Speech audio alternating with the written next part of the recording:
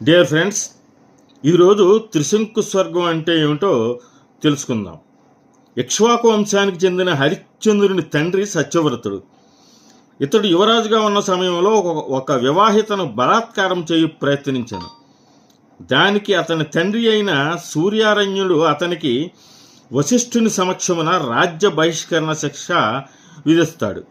తరువాత వశిష్ఠ మహర్షి రాజ్య సంరక్షణ చేయు సమయమున రాజ్యంలో కరువు కాటకాలు వచ్చాయి.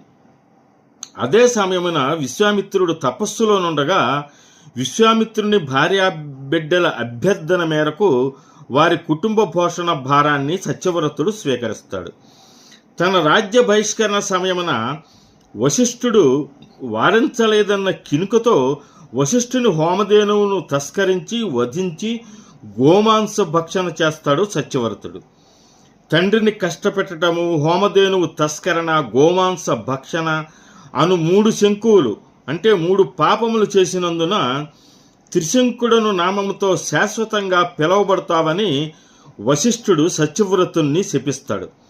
తన తండ్రి మరణించిన తర్వాతే త్రిశంకుడు రాజ్యభారాన్ని స్వీకరిస్తాడు.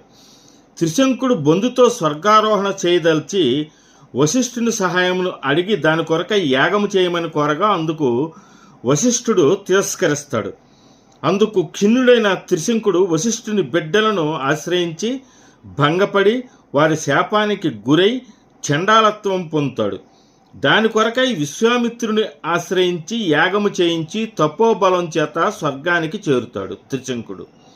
కానీ శాపగ్రస్తుడై ఉన్నందున అచ్చట దేవతలచే బయటకు నెట్టబడిన త్రిశంకుడు తల్లకిందులుగా కింద పడిపోతున్న సమయమున విశ్వామిత్రుడు అంతరిక్షమున మరి ఒక స్వర్గాన్ని సృష్టించి త్రిశంకుని అంతరిక్షమున నిలువరిస్తాడు. కావున ఆ ప్రదేశమును త్రిశంకు స్వర్గము అంటారు. కావున అటు ఇటు కాని పరిస్థితిలో ఉన్నవారని ఇప్పటికీ కూడా త్రిశంకు స్వర్గంలో ఉన్నామని హేళన చేస్తూ ఉంటారు లేదా అంటూ ఉంటారు. ఈ వీడియో మీరు లైక్ చేసి నా ఛానల్ సబ్స్క్రైబ్ చేసుకోవాల్సిందిగా కోరుతున్నాను.